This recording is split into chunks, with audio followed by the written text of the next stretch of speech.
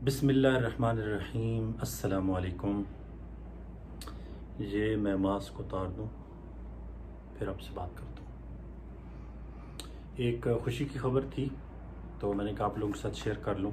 नाज़रीन, कल बरोज़ इतवार 21 जून 2020 को कर्फ्यू को ख़त्म करने का ऐलान कर दिया गया है सुबह 6 बजे से। ये कर्फ्यू शुरू हुआ था मार्च में, जब कोरोना के केसेस बढ़ना शुरू हो गए थे। तो सबसे पहले उम्रा का जो ऑपरेशन है उसको मुअत्तल किया गया, फिर स्कूलों को बंद कर दिया गया था, फिर उसके बाद इंटरनेशनल फ़्लाइट्स पूरे सऊदी अरब में बंद कर दी गई थी। उन दिनों में मैं भी पाकिस्तान गया हुआ था। अल्हम्दुलिल्लाह हमारी फ़्लाइट शेड्यूल के मुताबिक हमारी तकरीबन आखिरी फ़्लाइट थी 14 मार्च 2020 को, क्योंकि 15 मार्च से तमाम बैनुल-अक़वामी परवाज़ों को रोक दिया गया था। तो हमारी फ़्लाइट अल्हम्दुलिल्लाह में पहुंच गया था 14 मार्च 2020 को सऊदी अरब। हमारी तकरीबन आखिरी फ़्लाइट थी इस्लामाबाद से। उसके बाद शायद कोई एक फ़्लाइट आई हो कराची या लाहौर वगैरह से, सऊदी अरब से इस्लामाबाद से सऊदी अरब के लिए रियाज़ के लिए वो आखिरी फ़्लाइट थी अल्हम्दुलिल्लाह। फिर उसके कुछ दिनों के बाद 24 घंटे के लिए कर्फ्यू नाफिज कर दिया गया था। जब मैं पाकिस्तान से वापस आया तो मुझे 15 दिनों के लिए घर में बंद कर दिया गया कि आप ड्यूटी पर नहीं जा सकते। फिर उसके बाद ये सिलसिला चलता रहा। 24 घंटे का कर्फ्यू जब ख़त्म हुआ तो फिर उसको दिन को खोल दिया गया। सुबह 6 बजे से लेके शाम 3 बजे तक इसको ओपन रखा गया। फिर शाम को 3 बजे के बाद दोबारा कर्फ्यू नाफिज हो जाता था और इस दौरान तमाम मार्केट्स बंद कर दी गई सिवाय मवाद ग़िज़ाइया की, यानी खाने पीने की जो चीज़ों की दुकानें थी उनको खोल के रखा गया। बाकी तमाम दुकानों को, मार्केट्स को, मॉल्स को बंद कर दिया गया।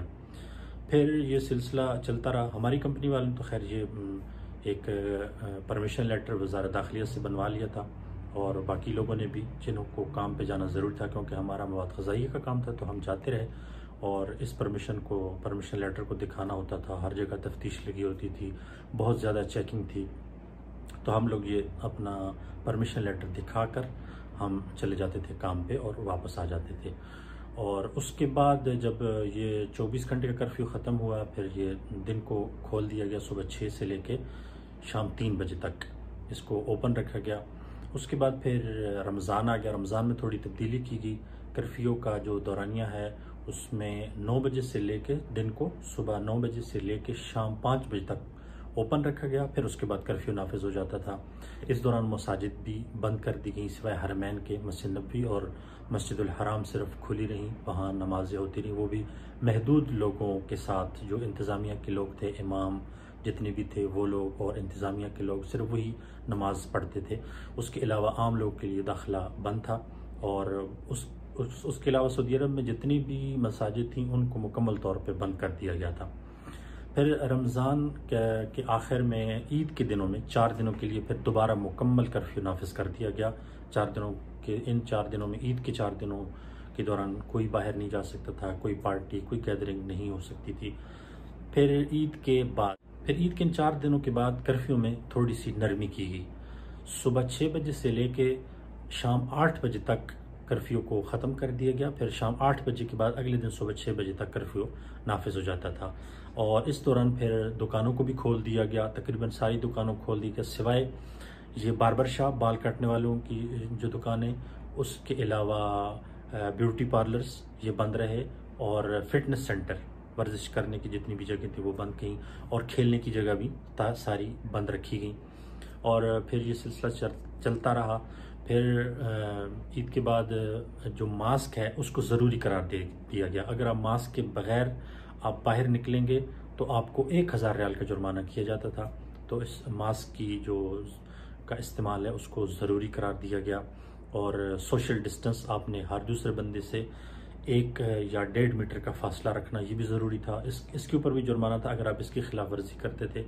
और फिर इसमें मज़ीद सख्ती कर दी गई जब कोरोना के केसेस बढ़ना और बढ़ते गए, तो इसमें सख्ती ये की कि जो बाहर के लोग थे, गैर मुल्की लोग, उनको ये सज़ा दी, उनके लिए मुकर्रर की गई कि अगर वो मास्क इस्तेमाल नहीं करेंगे तो उनको 1000 रियाल जुर्माना भी होगा और उनको अपने मुल्क वापस भेज दिया जाएगा, उनका एग्ज़िट लगा दिया जाएगा और वो दोबारा सऊदी अरब में नहीं आ सकेंगे। ये बड़ी सख्ती थी और सऊदियों को 10,000 रियाल तक भी जुर्माना का मुकर्रर किया गया कि अगर वो खिलाफ वर्जी करते हैं इस चीज़ की।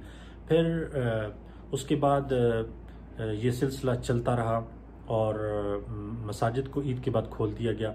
छोटी ईद के बाद मसाजिद को खोल दिया गया, लेकिन पूरे प्रोटोकॉल के साथ कि आपने ये एहतियाती तदाबीर करनी है, मास्क पहन के जाना है मस्जिद के अंदर, मस्जिद में अपनी जाय नमाज लेकर जाना है और हम अपनी जाय नमाज लेकर जाते थे और दूसरे आदमी से 1.5 मीटर का फासला रख के खड़े होना है और जमात के साथ नमाज पढ़नी है। और जुमा की नमाज भी शुरू हो गई और उसमें भी फिर इसी तरह नमाज की जुमा की अजान से तकरीबन 20 मिनट पहले मसाजिद को खोला जाता था और 20 मिनट के बाद फिर बंद कर दिया जाता था और नमाज जुमा का खुतबा भी मुख्तसर कर दिया गया और वही एहतियाती तदाबीर के दूसरे आदमी से 1.5 मीटर का फासला और मास्क पहन के जाना और अपनी जाय नमाज लेकर जाना।